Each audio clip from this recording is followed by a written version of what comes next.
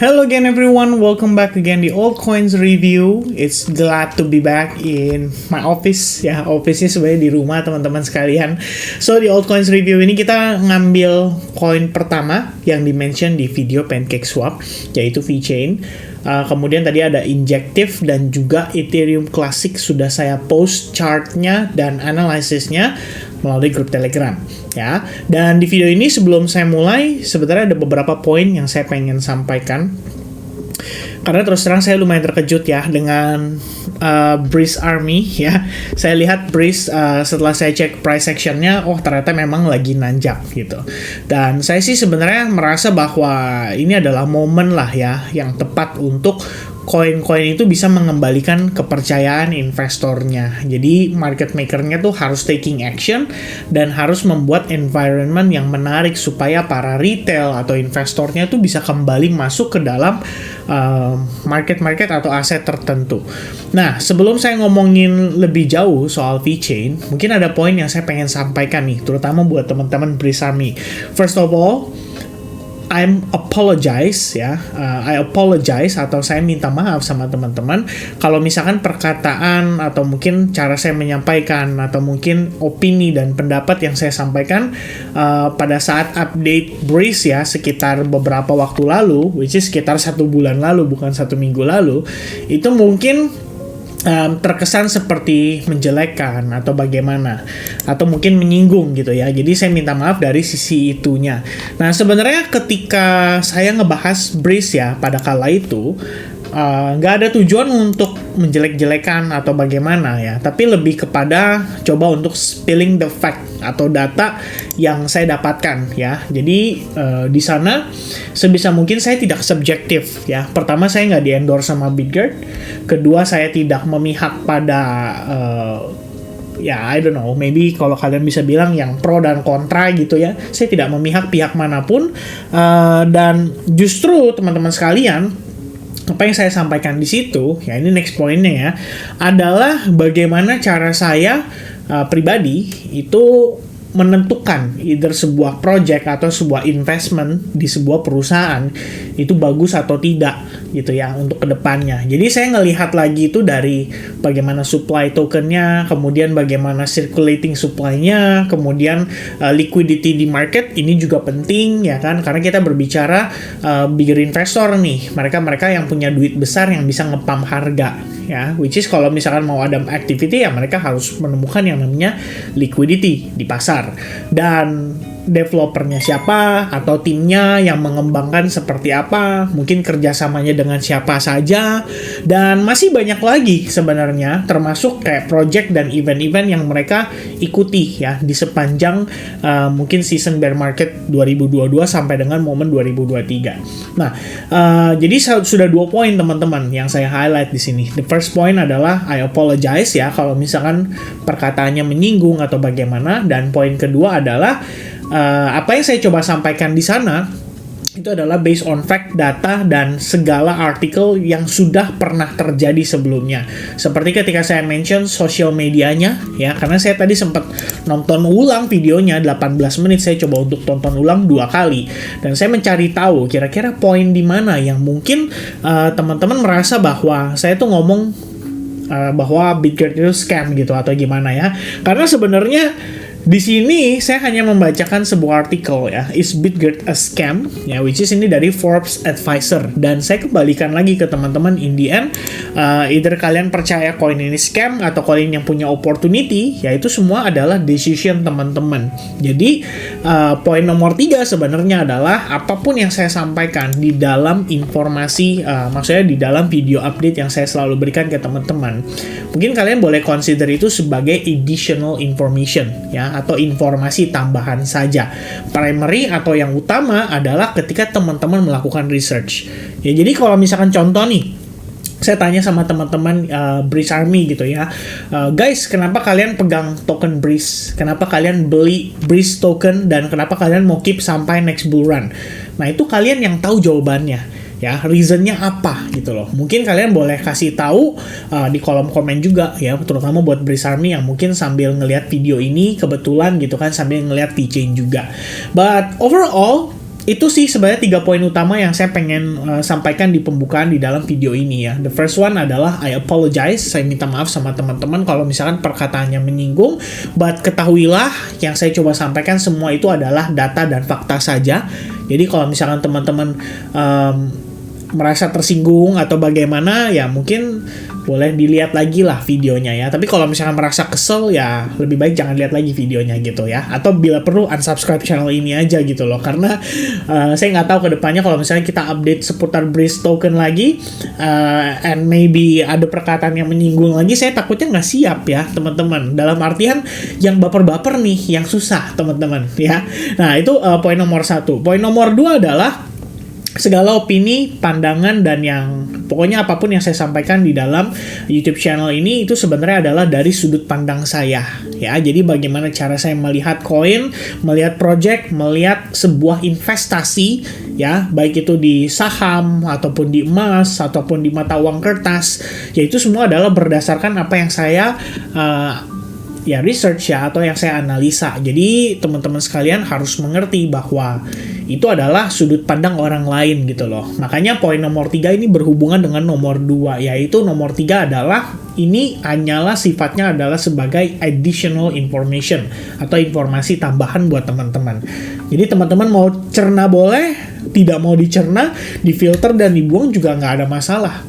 Ya, karena saya tidak pernah sekalipun mengatakan bahwa guys, saya ini adalah orang yang paling benar ya, saya nggak mungkin salah dan lain sebagainya, win rate saya bagus, akurasi saya tebakannya tinggi, prediksi saya selalu tepat. No, I'm not that kind of person guys, because saya percaya yang namanya kita analisa itu ada benar ada salah. Jadi kalau kebetulan benar ya sudah, kalau kebetulan salah ya sudah juga.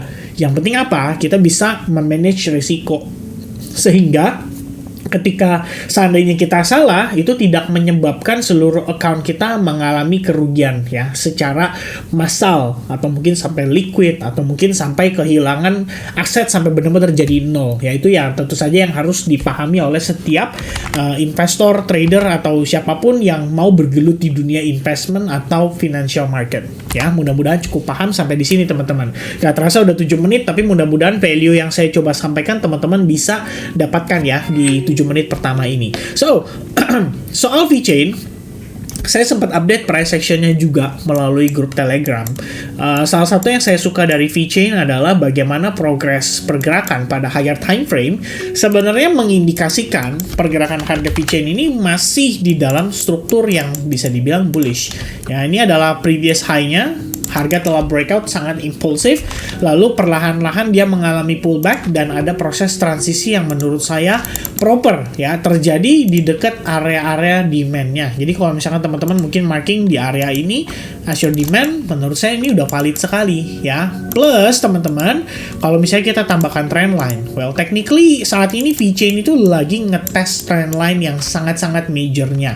Dan kalau perspektif time frame weekly, dia bisa close di atas, ini bakal bagus sekali ya. VeChain bakal ngasih opportunity untuk market kembali nanjak lagi gitu ya. Dan sementara sih kalau yang saya lihat dari time frame weekly, sign yang saya sangat benar-benar perhatikan adalah bagaimana harga itu mendapatkan reaction dari area demand-nya ya. Plus kalau teman-teman lihat sebenarnya kita punya internal trend line yang technically sudah berhasil di break. Jadi kalau kita lihat time frame daily, ini bisa kelihatan dengan cukup tegas ya bahwa proses pada pergerakannya si VeChain sebelumnya itu sudah berhasil membuat VeChain berhasil breakout lah daripada trend line downtrend-nya. Dan kalau kita lihat di time frame daily juga di sini ada equal low ya, which is kayak low point yang sama gitu di retest, but then ngasih reaction yang cukup baik. Nah, setelah itu kita bisa lihat di sini ini adalah high point kita yang sebetulnya pada time frame daily itu mengindikasikan level tersebut sudah berhasil di breakout ya. Sudah berhasil di breakout, ada sempat pullback, retest ke area demand, habis itu mantul lagi dan sejauh ini sih reaksinya cukup positif lah kalau kita bisa lihat pada time frame besarnya. Nah, teman-teman, Kalau misalnya kalian yang mungkin interested untuk invest ya di VeChain, sebenarnya yang saya lihat saat ini adalah kita masih di area akumulasi. Menurut pandangan saya ini masih cukup oke lah ya. Selama harga nggak break dari 0,03, itu masih menjadi area akumulasi kita.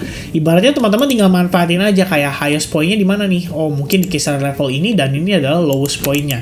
Nah, technically ini adalah range high dan ini adalah range low-nya. Nah, as long level itu belum di break ya, baik low maupun high-nya, maka sebenarnya VeChain bisa aja masih di dalam fase akumulasi di antara range 0,03 dan range 0,015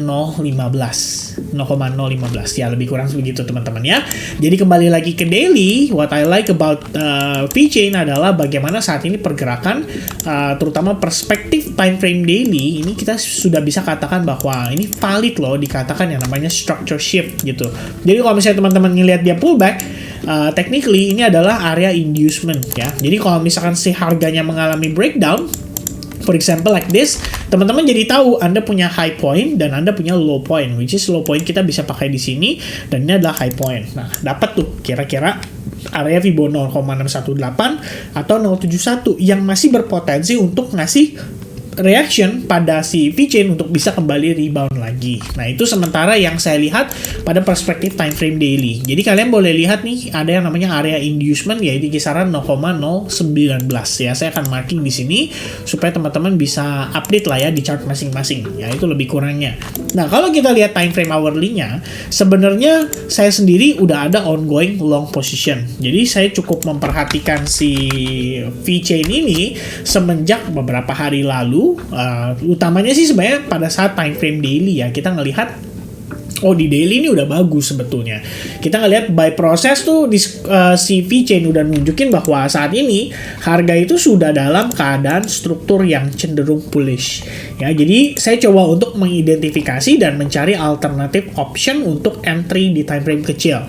Sementara waktu itu yang saya lihat adalah bagaimana market structure shift sudah terjadi tepat di kisaran Fibonacci 0,618. After that, saya decide untuk entry long after harga successfully breakout dari trendline plus exponential moving average-nya itu sudah mengalami upshift. Jadi saya lihat ini sebagai sebuah peluang untuk kita masuk, and I think it turns out works quite well ya. Harga udah naik sekitar 2R lebih kurangnya dari risk awal saya pertama, dan overall kalau kita lihat pergerakan time frame kecil ya atau jangka pendek ini kelihatannya pergerakan VeChain ini membentuk semacam bullish flag pattern ya. Hopefully sih dengan bantuan exponential moving average 21 sebagai level support ya, hopefully VeChain bisa nanjak lagi dan ngejar sampai ke target kita berikutnya, which is di high point yang ada pada harga 0023 lebih kurang 002350 kali ya teman-teman ya.